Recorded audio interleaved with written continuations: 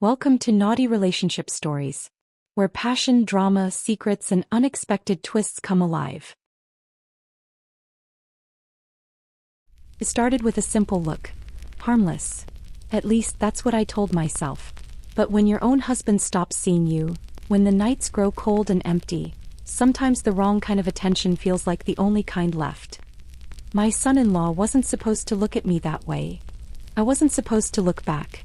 But the way he smiled, the way he noticed me when no one else did, it sparked something I thought I'd lost forever. I don't think I meant for anything to happen. I wasn't planning to feel this way. It just crept in. A slow burn. Like the first sip of wine that warms your chest but leaves your mind foggy. It started on a rainy Saturday afternoon. My daughter had left for a weekend spa retreat with her friends. A much-needed break, she said. I agreed. She deserved it. She'd been stressed. And so had I. But for different reasons. Her husband, Aiden, came by the house to grab something she'd forgotten. A small travel bag with her skincare and phone charger. I wasn't expecting anyone, so when the doorbell rang, I answered in nothing but a robe, hair still damp from a hot shower. For reference, I really don't look my age. I've had a bit of work done after having my kids. Nothing drastic, just enough to turn a few heads and make me feel like me again. Confident. Comfortable in my own skin. And I could tell the moment he saw me, he liked what he saw. His eyes widened just slightly, his lips parting for a breath he didn't seem to realize he was holding. When he finally pulled himself together, he smiled. That boyish, charming smile. The one that used to remind me of innocence. But now it felt different. There was heat behind it. His gaze lingered just a second too long. Not in a creepy way, it was subtle. Controlled. But unmistakable. It wasn't a look of politeness. It wasn't a look you give your wife's mother. It was a look that said, I see you. Not as a mother-in-law. Not as someone older. But as a woman. That night I couldn't sleep. Not because anything happened, because it hadn't. But I kept replaying that moment. That look. That spark. My husband was snoring beside me, reeking of whiskey and distance. We hadn't been intimate in weeks. Not in any meaningful way. Our conversations were mostly about bills, the weather, or who forgot to do the laundry. I was starving. Not just for sex, for connection. Intimacy. For being seen. Over the next few weeks, Aiden kept dropping by. Always with a reason. To fix the leaky faucet. To help move boxes. To bring leftovers from dinner he'd cooked. He was being kind and thoughtful. But part of me wondered, was there something else behind those extra visits? I started dressing a little differently when I knew he might be around. Not revealing, not too obvious. But enough to feel like me again. A woman. Not just someone's wife. The tension built like a string pulled tight. Every time he stood too close to me or our fingers brushed, we'd just share a glimpse and an awkward smile. But deep down a burning desire moved throughout my body. I just wanted to know how he felt. I told myself it was harmless, and I wouldn't let it go any further. But then came the night everything changed. He had come by late, saying my daughter had left her wallet behind. Which I knew she hadn't. But I played along. We were standing in the kitchen. Close. But not too close. I was wearing that burgundy silk top that always made me feel powerful. His eyes flicked down just for a second. I never told you this, he said quietly, but you look really beautiful. I froze. My breath caught in my throat. My heart pounded. That was the moment. The line between wrong and right blurred. And I knew deep down nothing would be the same after this. I should have stopped it. I should have stepped back, poured us both some water, laughed it off and changed the subject. But I didn't. I stood there, heart thudding, heat crawling up my neck, pulse alive in places I hadn't felt in years. You shouldn't say that, I whispered, not meeting his gaze. I know, he said. The silence between us was loud, tensed with everything unspoken. He stepped a little closer, slow, careful. Like a man testing a locked door he wasn't sure he wanted opened. But I had already left the key in the lock. I felt his breath before I felt his touch. Warm and deliberate. His fingers brushed mine as he reached for the glass I hadn't realized I was holding. It clinked lightly against the counter as I let go. My hand remained suspended in the air, waiting and unsure. Wanting. Can I tell you something? He asked, voice low, lips barely moving. I nodded, breath shallow. I've never looked at someone the way I look at you. And I know I'm not supposed to. I've tried to stop. But every time I'm around you, He paused, eyes searching mine. I feel something I can't ignore anymore. My stomach fluttered, not with guilt but hunger. I hadn't been touched like a woman in so long. I forgot what it felt like to be wanted, not just tolerated. His fingers moved up my wrist slowly, like he was memorizing every inch of my skin. I didn't pull away. I should have pulled away, but instead I leaned in. The kiss didn't start like a kiss.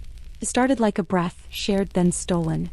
His lips brushed mine so gently, it felt more like a promise than a betrayal.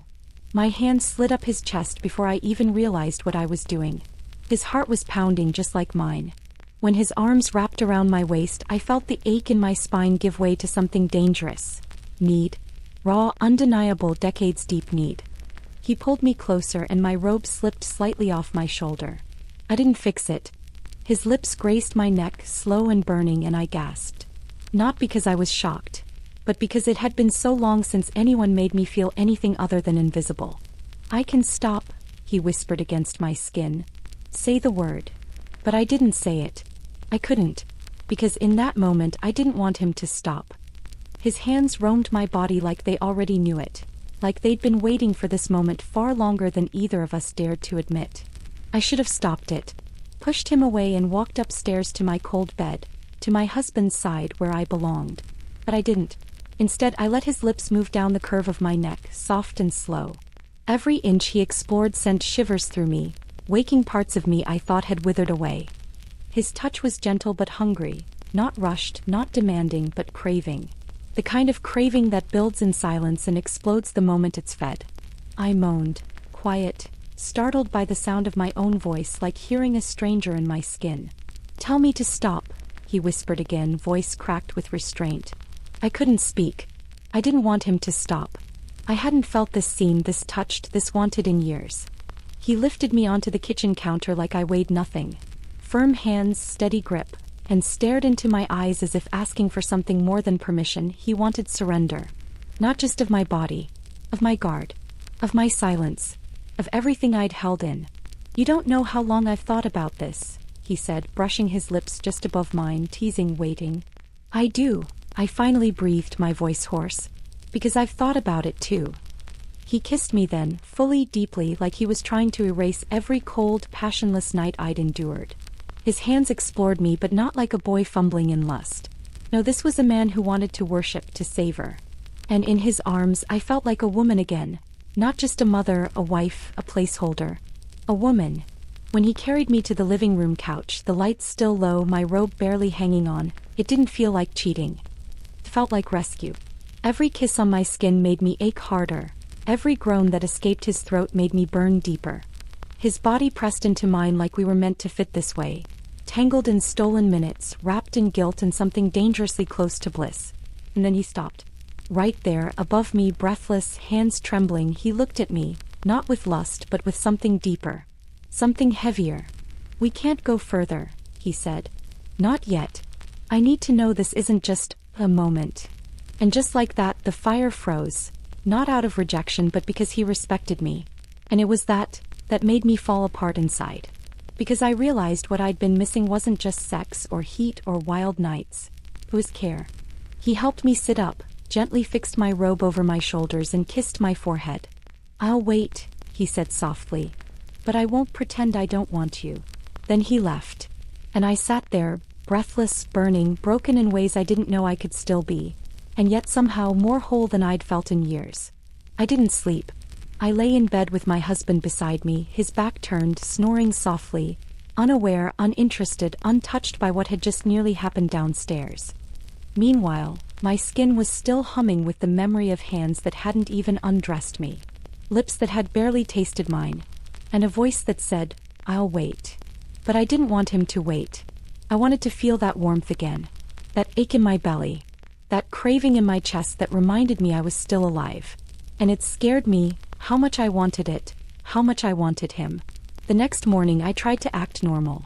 Coffee brewed, kids running around, husband scrolling on his phone like always. No questions, no suspicion. Just the usual dull routine. But I was different now. I caught myself touching my lips, remembering the way he had claimed them. Slow, intense, like he was trying to wake me from a long, lonely sleep. I kept glancing at the clock, wondering if he'd come by again. Wondering if I'd have the strength to say no. That evening it rained hard. Thunder shook the windows. The kids were asleep. My husband passed out early as usual. I sat on the couch alone, hugging a blanket to my chest, pretending to watch something, but every sound outside made my heart jump. Then came the knock. 3 soft taps. I opened the door, and there he was. Soaked from the rain, hoodie clinging to his shoulders, eyes locked on mine like he'd been holding his breath the entire day. "I shouldn't be here," he said. "I know," I whispered, but I stepped aside. He walked in slowly, dripping and tense, as if every step might break something fragile between us. "I tried to stay away," he said, his voice rough, "but I couldn't stop thinking about you. About last night." I swallowed hard. Me too. We didn't move for a long time. Just stared, listening to the rain pounding the roof. His hands were shaking. Mine too. Then he stepped closer. "I meant what I said," he murmured. "I don't just want your body. I want you. All of you." I felt something crack inside me, a dam breaking, a wall collapsing. I reached up and touched his face, traced the stubble along his jaw, the heat in his skin. "I'm tired of feeling invisible," I whispered. "I'm tired of begging to be touched, to be seen." He pulled me into him, soaking wet, and kissed me like I was oxygen. We stayed like that, wrapped in each other, the rain pounding outside, the rest of the world slipping away. His hands found mine, and for the first time in years I felt seen, wanted, alive. If I were stronger, maybe I would have pulled away. But I wasn't. I melted into him, letting the warmth of his touch erase the cold emptiness I'd been living with for so long. We didn't need words. The silence said it all. When he finally pulled back, forehead resting against mine, his voice was a broken whisper. "I don't just want tonight. I want all of you." And in my heart I knew. We had crossed a line, and nothing would ever be the same again. Thanks for watching. And don't forget to subscribe for part 2.